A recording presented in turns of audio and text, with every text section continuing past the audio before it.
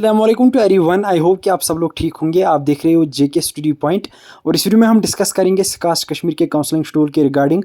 तो first round के लिए काउंसलिंग होने जा रही है। आपका काउंसलिंग शेड्यूल ऑलरेडी रिलीज़ कर दिया गया है। सीट मैट्रिक्स क्या रहेगा, इंपॉर्टेंट पॉइंट्स क्या रहेंगे काउंसलिंग शेड्यूल से रिगार्डिंग, और फी पेमेंट आपको किस हिसाब से करनी है, सब कुछ हम डिटेल में डिस्कस करेंगे। वीडियो बहुत ही ज़्यादा इंपॉर्टेंट होने वाला है, वीडियो ज़रूर एंड तक देखना। सबसे पहले आप सब लोगों से रिक्वेस्ट रहेगी कि चैनल को ज़रूर सब्सक्राइब करना और हमारे साथ व्हाट्सएप ग्रुप पे ज़रूर जुड़ जाना, क्योंकि वहाँ पे हम आपके सीट मैट्रिक्स की पीडीएफ लिंक जल्दी ही प्रोवाइड कर देंगे। इसके अलावा आप इस वीडियो को जितना हो सके शेयर करना अपने दूसरे दोस्तों के साथ, ताकि उनकी भी हेल्प हो जाए। तो चलिए वीडियो को स्टार्ट करते हैं। तो यहाँ पे आप देख सकते हो स्क्रीन पे हमारे पास ऑफिशियल नोटिफिकेशन आ चुकी है आपके काउंसलिंग शेड्यूल के रिगार्डिंग, जो कि स्कास्ट कश्मीर की तरफ से आज रिलीज़ की गई। यहाँ पे आपके लिए एक सैड न्यूज़ है, क्योंकि जो आपकी काउंसलिंग रहेगी वो रहेगी ऑफलाइन। तो मैं आपको बता देता हूँ, मुझे समझ नहीं आ रहा है कि किस हिसाब से इस साल स्कास्ट वाले आपकी जो काउंसलिंग है या डॉक्यूमेंट वेरिफिकेशन कर रहे हैं। एक ही साथ दोनों चीज़ें कर सकते थे, लेकिन पहले आपको डॉक्यूमेंट वेरिफिकेशन के लिए बुलाया, वो भी ऑफलाइन। अब ऑनलाइन काउंसलिंग होनी चाहिए थी, लेकिन फिर भी ऑफलाइन रखी और आपको फिर से जाना पड़ेगा।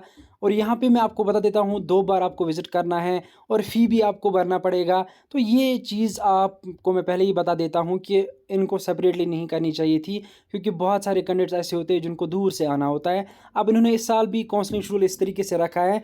तो चलो देख लेते हैं हम काउंसलिंग शेड्यूल, और जो आपके इंपॉर्टेंट पॉइंट्स हैं आपको पहले वो नोट डाउन करने हैं, अच्छे से उनको समझना है, उसके बाद ही आपको काउंसलिंग के लिए जाना है।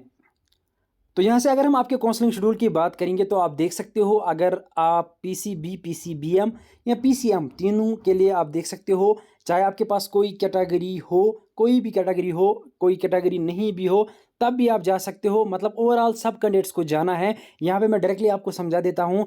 15/7/2024 को पहले दिन चलेगा काउंसलिंग का। उस दिन सिर्फ वही कैंडिडेट्स जा सकते हैं जिनके पॉइंट्स होंगे 100 से लेकर 126 तक। तो हाईएस्ट स्कोर 126 है। 100 से अबो जिनके भी पॉइंट्स हैं वो जा सकते हैं 15/7/2024 को काउंसलिंग के लिए। उसके बाद अगर हम बात करेंगे ट्यूसडे को 16/7/2024, तो यहाँ पे आप देख सकते हो 16 तारीख को 85 से लेकर 126। तो मैं आपको बता देता हूँ, अगर पहले दिन किसी की काउंसलिंग छूट जाती है 100 से लेकर 126 में, तो वो दूसरे दिन भी जा सकता है, क्योंकि यहाँ पे आप देख सकते हो 85 से लेकर 126। इसी तरीके से अगर आप की काउंसलिंग छूट जाती है, तो फिर आप तीसरे दिन भी जा सकते हो 18/7/2024 को। तो यहाँ पे आप देख सकते हो 17 को उन्होंने ऑफ रखा है।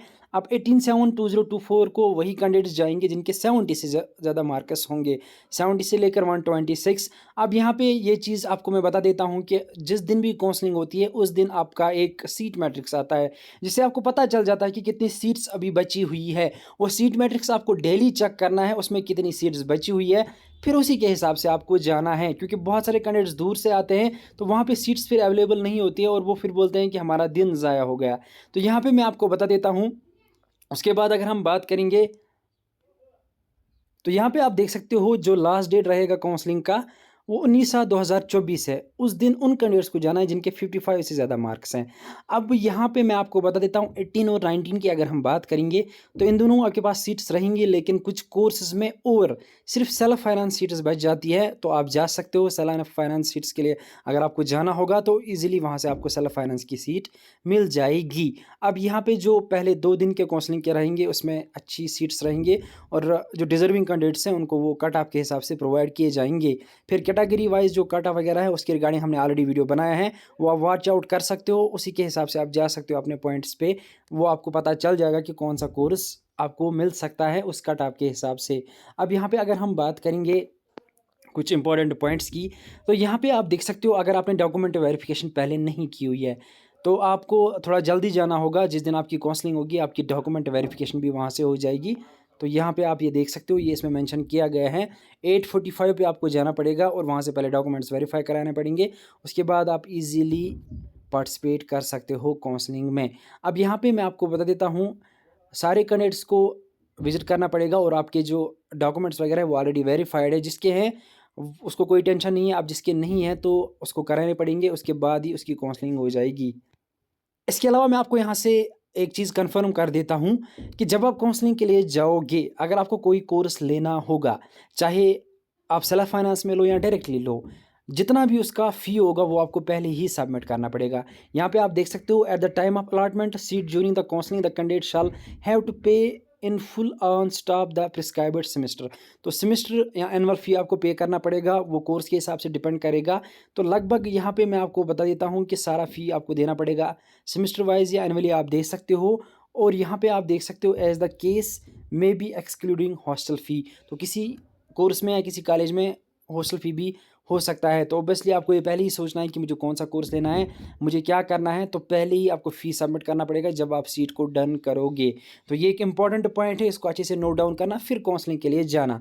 उसके बाद यहाँ पे आप देख सकते हो कट ऑफ के हिसाब से आपको सीट्स वगैरह प्रोवाइड की जाएंगी, आपकी सिलेक्शन हो जाएगी।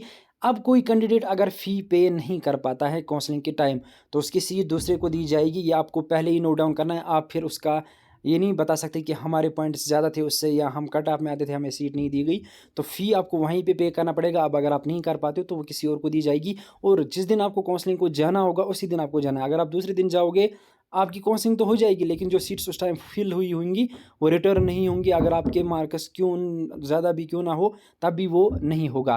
तो ये यहाँ पे आप नोट डाउन कर सकते हो। अब यहाँ से मैं आपको बता देता हूँ, आपका जो सीट मैट्रिक्स है वो ऑलरेडी आ जाएगा, काउंसलिंग से पहले ही आ जाता है। तो वो मैं आपके साथ शेयर करूँगा जब वो रिलीज़ होगा। उसके बाद आपको सीट्स के बारे में पता चल जाएगा।